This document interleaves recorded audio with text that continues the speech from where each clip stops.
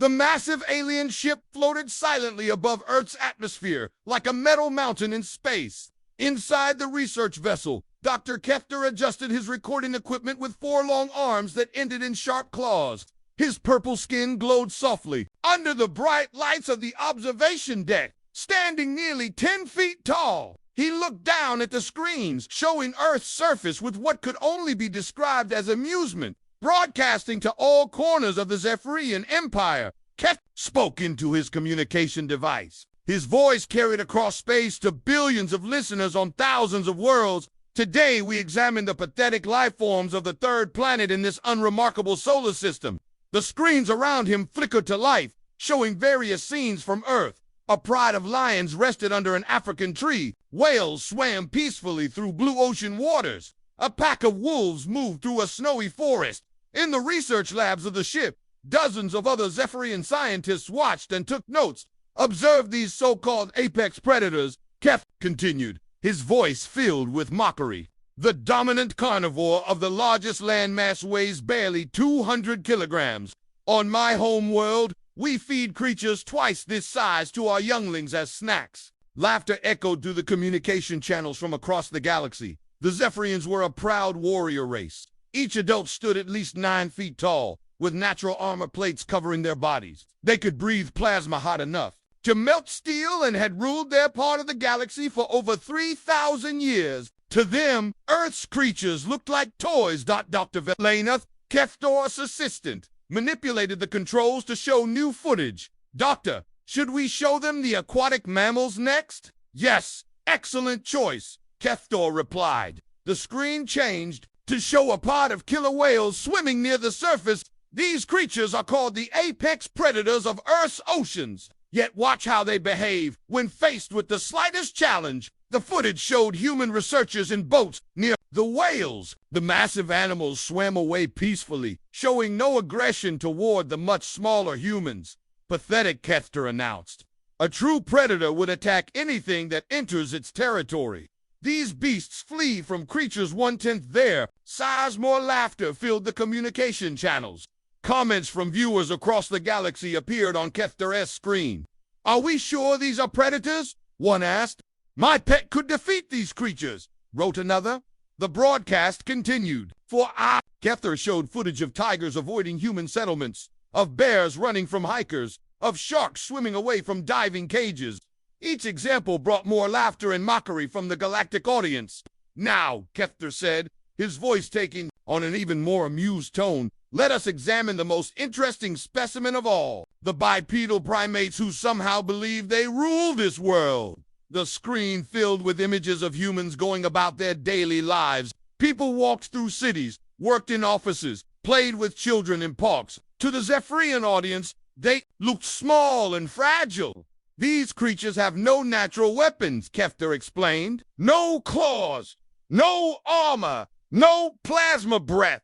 No poisonous bite you. They cannot run fast, swim well, or fly at all. Yet somehow, they have spread across their entire planet. Dr. Velanath brought up more footage. Doctor, this is interesting. Watch how the other predators behave around these primates. The screen showed a tiger walking away from a group of human tourists, then elephants avoiding a human village, then wolves keeping their distance from human campers. Curious, Kef mused.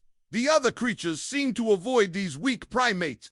Perhaps they carry some disease that repels the local wildlife. Or maybe they taste terrible, suggested Dr. Zilkath, another researcher who had joined the broadcast. The laughter from the galactic audience grew louder. Comments flooded in faster than the computers could display them. Imagine being afraid of such weak creatures, one viewer wrote. These humans must be the most cowardly species in the galaxy, wrote another dot far below on Earth's surface. Captain Jake Morrison sat in his command center at Luna Base, watching the alien broadcast with growing anger. The translation software had decoded the alien language weeks ago, and every word felt like a slap in the face. Sir, Lieutenant Amy Foster said from her console, they've been broadcasting this mockery to their entire empire for 6 hours now. Morrison's hands clenched into fists as he watched the aliens laugh at footage of a human child feeding ducks in a park. The aliens seemed to find the idea of humans caring for other species hilarious. They think we're weak, Morrison said quietly. They think we're prey. On the alien ship, Kefter continued his broadcast. The most amusing part, he said, is that these primates seem to believe they are the dominant species on their world. They build structures everywhere, but look how small and fragile these structures are. The screen showed human cities from above. To the Zephyrians who built with materials harder than diamond and used plasma welding, human architecture looked like children's toys. Their military forces are even more pathetic, Dr. Villeneuve added, bringing up footage of human soldiers training. They use crude projectile weapons and ride in metal boxes that our younglings could tear apart with their bare claws. The alien audience was in hysterics now. The idea that these small, weak creatures could pose any threat to the mighty Empire seemed impossible. Kefter decided to end the broadcast with what he considered the ultimate joke. My fellow Zephyrians, he announced, I believe we have found the perfect species to serve as entertainment in our zoos. These humans and their amusing animal friends would provide hours of laughter for our children.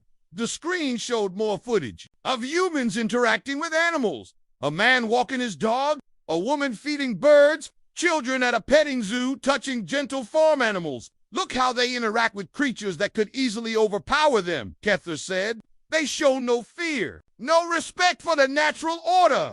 They actually seem to enjoy the company of other species. How wonderfully naive. What the aliens didn't understand was what they were really seeing. The dog walked calmly beside its human because thousands of years of evolution had taught dogs that humans were the ultimate pack leaders. The birds came to the woman because generations of their kind had learned that humans controlled the food supply.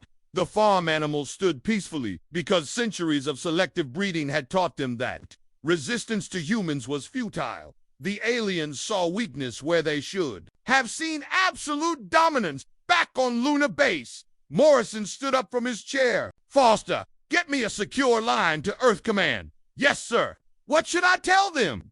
Morrison watched as the alien broadcast finally ended, with Kefter promising his audience that the Zephyrian Empire would soon make contact with Earth to claim this amusing little world for their entertainment. Tell them, Morrison said, his voice cold as space itself, that the galaxy's apex predators are about to learn what the word predator really means. The alien ship continued to orbit Earth, its crew laughing and planning their easy conquest. They had studied Earth's wildlife for months, cataloged every species, analyzed every ecosystem. They were certain they understood everything about this small blue world. They had never been more wrong about anything in their 3,000-year history. 3 weeks after the humiliating broadcast, a sleek Zephyrian diplomatic vessel descended through Earth's atmosphere. The ship was smaller than the research vessel, but still massive by human standards. It landed in Central Park, crushing trees and leaving a crater in the ground. Steam rose from the heated metal as the ship's engines cooled. Ambassador Velthinus stepped out of the ship with confident strides. He stood 11 feet tall, even larger than the scientists who had mocked Earth's creatures. His armor plates gleamed silver in the morning sun, and small flames danced around his mouth as he breathed. Behind him came 12 other Zephyrian diplomats, all equally impressive and intimidating. Within hours, the United Nations had arranged an emergency meeting. World leaders flew in from every continent. The General Assembly Hall buzzed with nervous energy as representatives took their seats. News cameras from around the world pointed toward the stage where humanity would meet its first alien visitors. Secretary General Maria Santos stood at the podium, trying to maintain her composure. She had spent her entire career dealing with difficult negotiations, but nothing had prepared her for this moment. The fate of the entire human race might depend on the next few hours. Velthinus entered the hall without ceremony. His massive form filled the aisle as he walked toward the front. Each step made the floor vibrate slightly. The other diplomats followed in perfect formation, their eyes scanning the humans with obvious amusement. "Greetings, inferior beings," Velthinus announced as he reached the stage. His voice boomed through the hall without any amplification. "I am Ambassador Velthinus of the great Zephyrian Empire. I bring you terms for your surrender." A shocked silence filled the assembly. Santos felt her heart racing, but she forced herself to speak calmly. "Ambassador, we welcome you to Earth. We hope this can be the beginning of peaceful relations between our peoples. Velthinus laughed, and small flames shot from his mouth. Peaceful relations? You misunderstand your situation? Small creature, we have studied your world for months. We know how weak you are. We know how pathetic your weapons are. We know how your own animals ignore your supposed authority. He gestured to his aide, who activated a holographic projector. Images from Keth broadcast filled the air above the assembly. Lions walking past human tourists, whales swimming away from boats, bears avoiding hiking trails. Your own planet's predators show you no respect, Velthinus continued. If creatures from your own world do not fear you, why should the mighty Zephyrian Empire? President John Hayes stood up from his seat in the American delegation. Ambassador, I think you've misunderstood what you've observed. We're willing to discuss trade and cultural exchange, but we will not surrender our sovereignty to anyone. Velthinus turned his attention to Hayes, his eyes glowing with inner fire. You speak of sovereignty as if you have a choice in the matter. Let me explain your situation more clearly. The alien ambassador reached into a device on his belt and pulled out what looked like a small crystal. He held it up for everyone to see. This is a plasma generator, he explained. Every adult Zephyrian carries one. Watch what it can do to your primitive materials. He pointed the crystal at a metal chair on the stage. A beam of superheated plasma shot out, instantly melting the chair into a puddle of liquid metal. The heat was so intense that people in the front rows had to shield their faces. Gasps and cries filled the assembly hall. Several representatives stood up, ready to flee. Security guards reached for weapons they knew would be useless. Impressive, Santos said, though her voice shook slightly. But surely we can find a peaceful solution that benefits both our peoples. There is only one solution, Velthinus replied. Complete surrender. Your species will serve as laborers in our mines and factories. Your world's resources will fuel our empire's expansion. Your amusing creatures will entertain our children in our zoos. He activated the holographic projector again, showing images of Zephyrian worlds. Massive strip mines carved up entire continents. Slave species worked in underground factories. Zoos filled with creatures from conquered worlds. This is the fate of all inferior species, Velthinus explained. You should feel honored that we find you useful enough to keep alive. Hayes stepped forward, his face red with anger. We will never surrender to you or anyone else. Earth is our home, and we will defend it. Velthinus smiled, showing rows of sharp teeth. Defend it? With what? We have seen your military forces. We have watched your soldiers train with their crude weapons. You are like insects trying to fight giants. Perhaps a demonstration would help you understand, suggested one of the other Zephyrian diplomats. Velthinus nodded. Excellent idea. He walked toward the large windows that overlooked Manhattan. Observe the consequences of defying the Zephyrian Empire. The ambassador opened his mouth wide and took a deep breath. His throat began to glow with intense heat. Then he exhaled a stream of plasma that shot through the window and struck a city block 3 miles away. The explosion lit up the sky. Buildings collapsed in a cascade of fire and debris. The shockwave rattled windows throughout the city. Emergency! Sirens began wailing as smoke rose from the destruction dot in the assembly hall. Complete pandemonium broke out. Representatives screamed and dove for cover. Security guards shouted orders into their radios. The smell of melted glass and superheated air filled the room. Santos stared at the destruction in horror. Thousands of innocent people had just died. To make a point, her hands trembled as she gripped the podium. Now do you understand?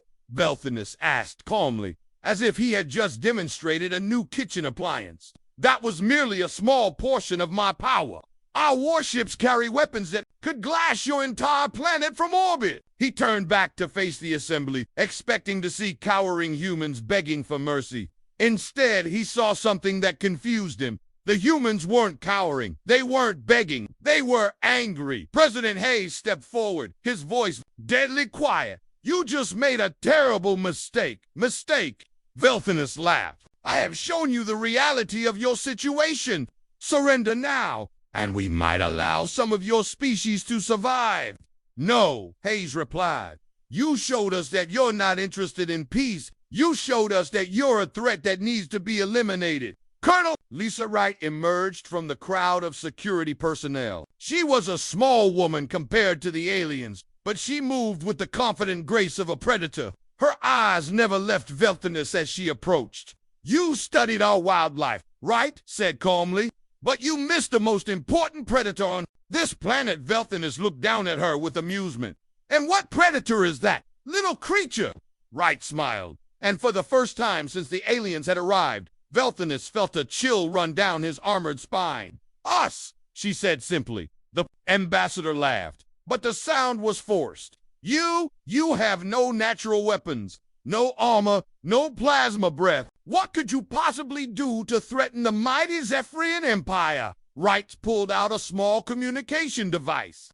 "Alpha Command, this is Colonel Wright. The negotiations have failed. The aliens have committed an act of war against civilian targets. Authorization requested for Protocol 7. A voice crackled through the device. "Authorization granted. Colonel, all units are standing by." Wright looked back up at Velthinus, her smile growing wider. "You wanted to see Earth's apex predator in action.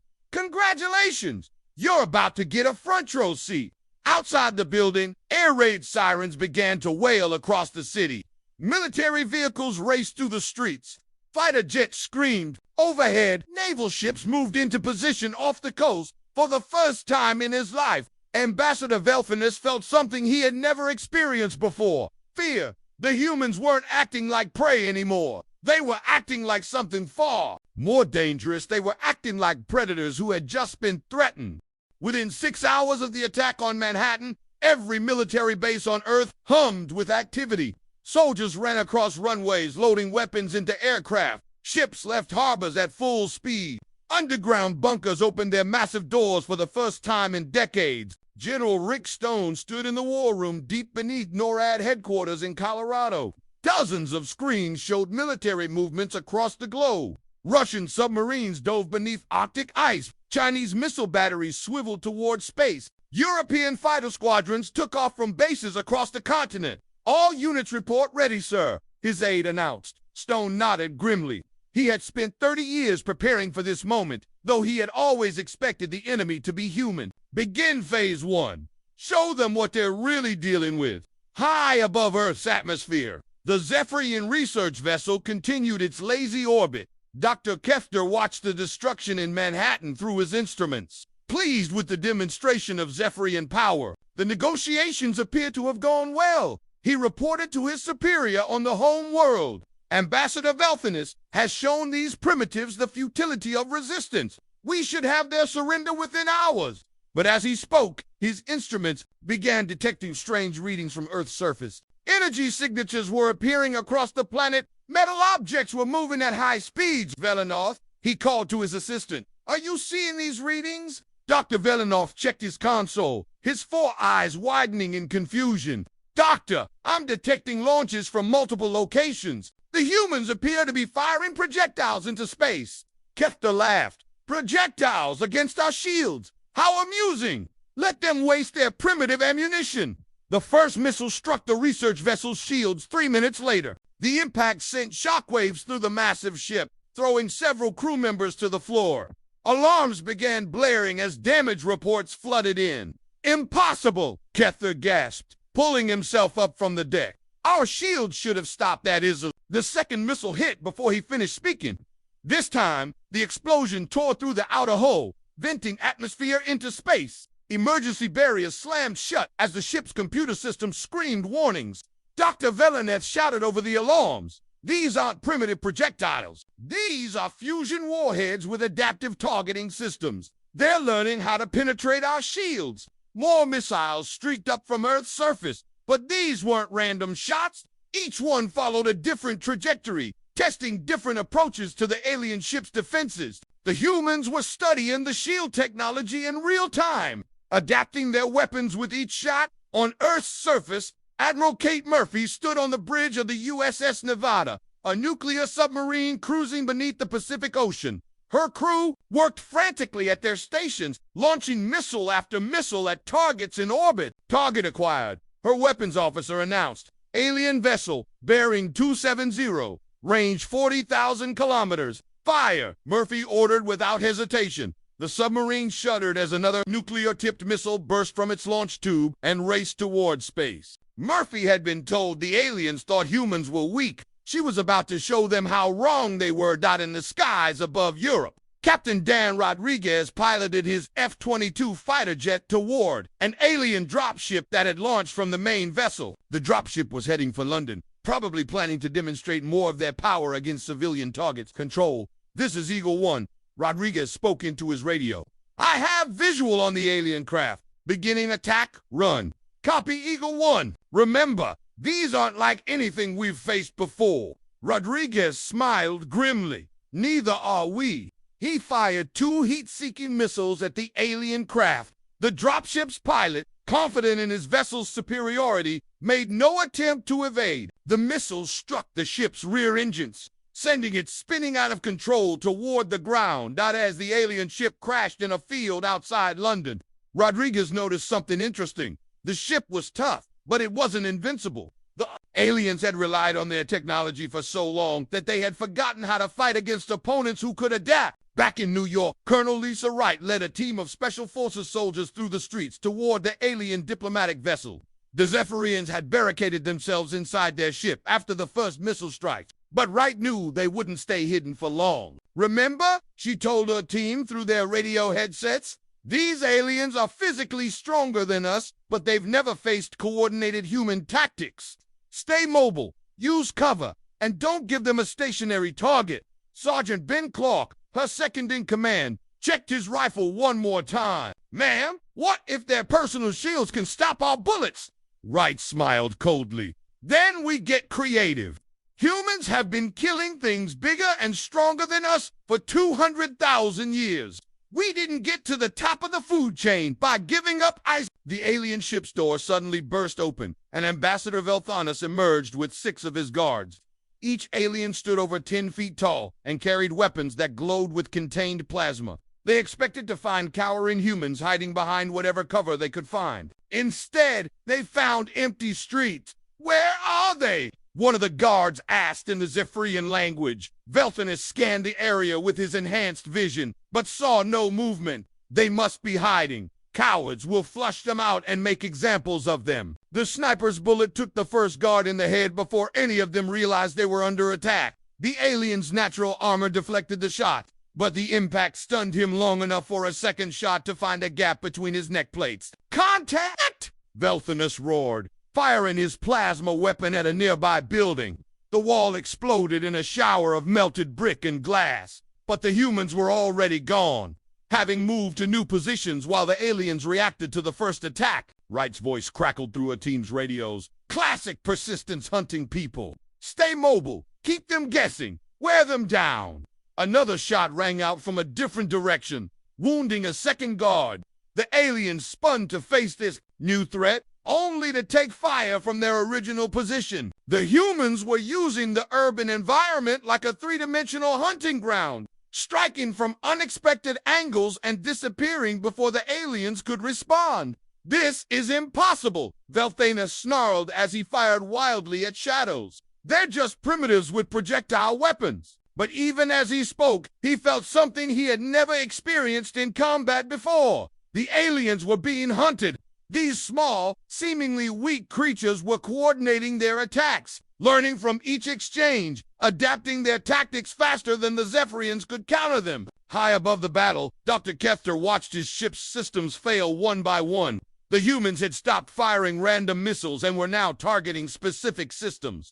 They had somehow learned to identify the ship's weak points and were systematically destroying them. Dr. Velenith reported, panic creeping into his voice. They've knocked out our main engines. We're losing orbit. Kefter stared at the tactical display in disbelief. Across the planet, human forces were engaging Zephyrian units with devastating effectiveness. The aliens' superior individual strength meant nothing against coordinated tactics, superior positioning, and adaptive strategies. How is this possible? He whispered. We studied them for months. They showed no signs of military capability. On his screens, he watched human forces do things that should have been impossible. Submarines launched missiles from beneath ice sheets. Fighter jets coordinated attacks across continents in real time. Ground forces used their own cities like weapons, turning every building into a potential ambush point. The humans weren't just fighting back, they were hunting the Zephyrians with the same methodical precision that apex predators used to bring down much larger prey. For the first time in 3,000 years of galactic conquest, the Empire was facing an enemy that refused to be intimidated, refused to surrender, and refused to accept defeat. They were facing humanity at war. The massive Zephyrian research vessel spun slowly as it fell toward Earth's atmosphere. Inside the ship, Dr. Kethera gripped his control console while emergency lights flashed red around him. Half of his crew was dead or wounded, and the ship's systems were failing one by one. Emergency transmission to the home world. He gasped into his communicator.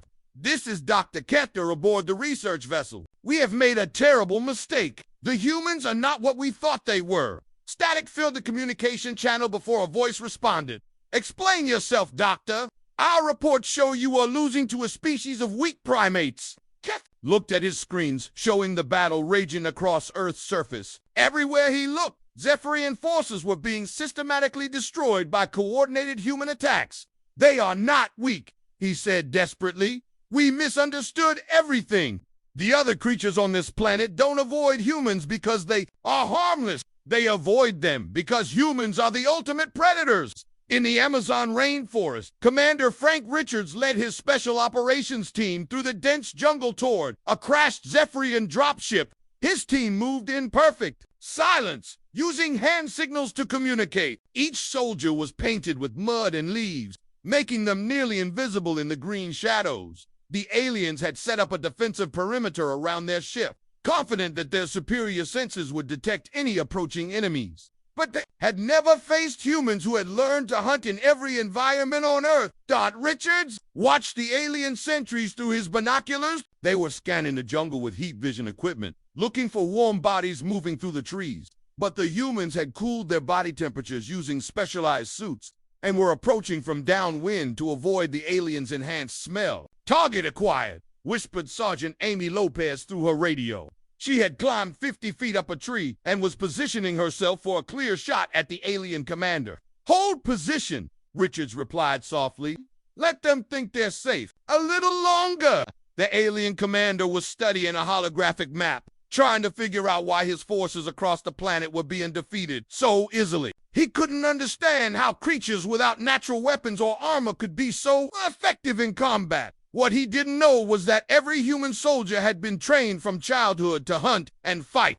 They played games that taught them strategy and teamwork. They watched movies about warfare and survival. They read books about tactics and studied the mistakes of defeated armies throughout history. The aliens had evolved as apex predators on their home world, but they had never needed to develop complex strategies. Their natural advantages had always been enough. Humans, on the other hand, had spent their entire evolutionary history learning to defeat opponents who were bigger, stronger, and faster than they were. In Washington, D.C., Dr. Sarah Martinez stood in front of a room full of military commanders, explaining what her research team had discovered about alien psychology and tactics. They're not used to fighting equals, she explained, pointing to diagrams on the wall.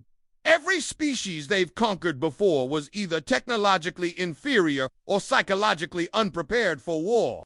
They've never faced an opponent that could match their intelligence while also being willing to sacrifice everything for victory. General Stone nodded grimly. What's their biggest weakness? Martinez smiled. They think like individuals, not like a pack. Watch their attack patterns. Each alien fights alone, even when they're in groups. They don't coordinate, they don't adapt, and they don't learn from their mistakes quickly enough. She changed the display to show footage from battles around the world. Humans are pack hunters. We've been working together to bring down larger prey for millions of years. We instinctively know how to coordinate our attacks, share information, and adapt our strategies in real time. Back in the Amazon, Richard's team was demonstrating exactly what Martinez was talking about. They had spent 3 hours moving into position around the alien perimeter, timing their movements to avoid detection. Now they were ready to strike. All units, begin phase 1, Richards whispered. The attack began with a single thrown rock, that landed in the bushes 50 meters from the alien ship.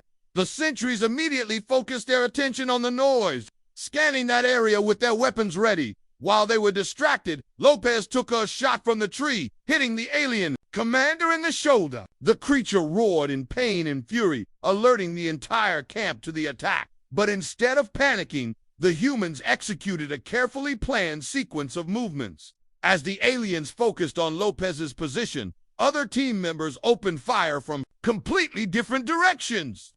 The aliens spun around, trying to face multiple threats at once, and found themselves caught in a deadly crossfire. "They're everywhere," one alien shouted in his own language.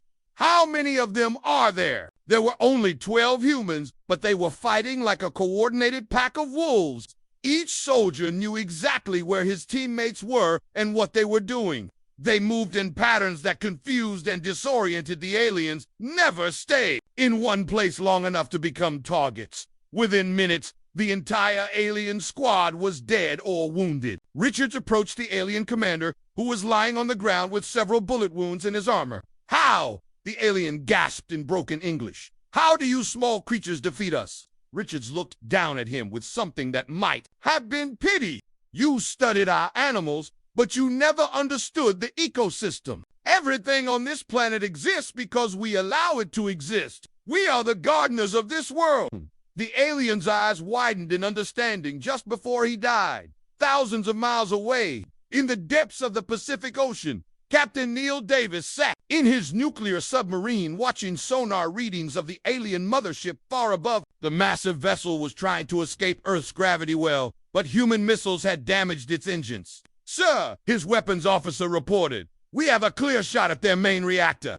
Davis nodded. "Fire torpedo tubes 1 through 4. Let's send them a message they'll never forget." The torpedoes streaked upward through the water and into space, their nuclear warheads guided by the most advanced targeting systems humanity had ever built. The aliens detected the incoming weapons and tried to shoot them down, but the torpedoes had been designed to adapt to enemy countermeasures. The explosions lit up the night sky as the alien mothership broke apart, its pieces falling like burning stars toward Earth's atmosphere. On the surface, Ambassador Veltanis was the last surviving member of his diplomatic mission. He had watched his guards die one by one, picked off by human snipers who seemed to appear and disappear like ghosts.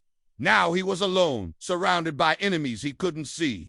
"Come out and face me," he roared, firing his plasma weapon at random. "Buildings, fight me with honor!" Colonel Wright's voice echoed from the empty streets around him. "Honor? You destroyed a city block full of innocent people. You declared war on our entire species. Now you want to talk about honor?" Veltanis spun around, trying to locate the source of her voice, but the humans had rigged speakers throughout the area. Her words seemed to come from everywhere at once.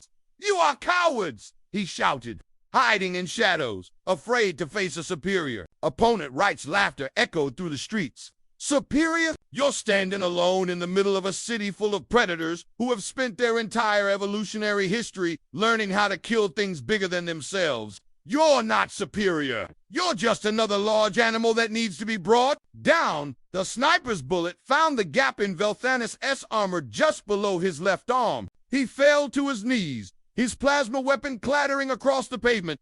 As he lay dying, the ambassador finally understood what the humans had been trying to tell him. He had studied Earth's wildlife and completely missed the most important fact about the planet's ecosystem. Every creature on Earth lived in the shadow of humanity's dominance. The lions, the whales, the wolves, the bears, they all knew instinctively that humans were the ultimate predators. They had learned over thousands of years that challenging human authority meant extinction. The Zephyrian Empire had just learned the same lesson. The emergency session of the Zephyrian High Council convened in panic as reports flooded in from Earth. Emperor Zarthal the Destroyer sat on his obsidian throne, his massive form trembling with rage. For 3,000 years, no species had dared to challenge Zephyrian authority. Now a planet of supposedly weak creatures had destroyed an entire diplomatic mission and research fleet. "Impossible!" he roared, his voice shaking the crystal walls of the throne room. "A few primitive humans cannot defeat the might of our empire. Send the entire Fifth Fleet, glass their planet from orbit, Admiral Kovacs, commander of the 5th Fleet, bowed nervously. My Emperor, perhaps we should study these humans more carefully before committing our forces. The survivors' report suggests we may have underestimated them. Zerthal's eyes blazed with inner fire. Underestimated? They are insects without natural weapons or armor. Send every ship we have. I want their world turned to ash within 3 days. But on Earth, President John Hayes was not waiting for the aliens to make the next move. He stood in the Situation Room deep beneath the White House, surrounded by the world's top military commanders and scientists. The walls were covered with screens showing preparations taking place across the globe.